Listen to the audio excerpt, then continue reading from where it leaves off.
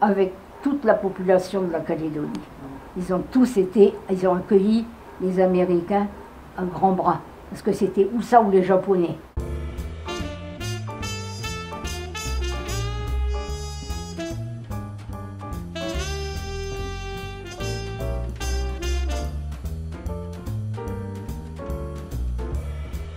Alors le jour du débarquement, papa était sur le quai et il a le médecin américain du bateau qui est venu le voir parce qu'il avait une opération urgente d'appendicite pour un de ses...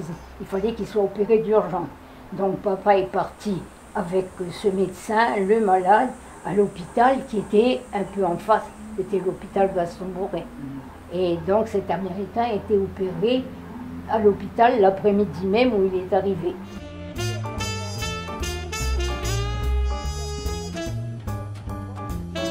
C'est surtout quand maman a fait des Noëls à la maison où elle invitait ceux qui pouvaient venir, quoi. Et l'après-midi du samedi, un camion venait de Dimbéa avec les blessés qui pouvaient voyager dans le camion. Et papa avait installé un salon de jardin et ils étaient tous assis là. Maman leur préparait le thé et c'était le début des croque-monsieur parce qu'elle leur faisait des sandwichs avec le fromage, le jambon et donc on servait ceux qui étaient là. Ils passaient bien 2 heures dans le... Oui, ils arrivaient vers 2 heures et après le camion revenait les chercher mais était chargé d'un autre rang de blessés. Et il y avait 2 services dans l'après-midi du samedi.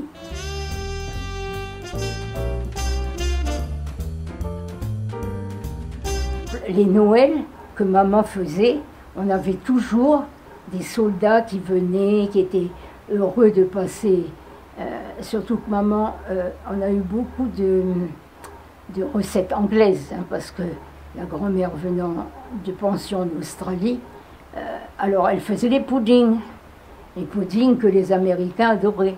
Et je me souviens que quand elle faisait les puddings avec sa cousine, la mère de Jean-Lec, ça se passait à la maison de ma grand-mère parce qu'on faisait la lessive bouillir dans des grandes lessiveuses.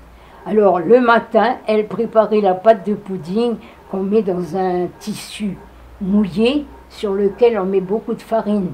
Ça fait comme du ciment. On attache ça bien serré. Et les puddings doivent bouillir 5 heures.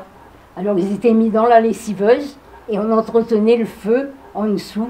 Et après ils étaient tous mis à sécher sur la corde à linge qui était à côté. Oh, c'était amusant comme tout.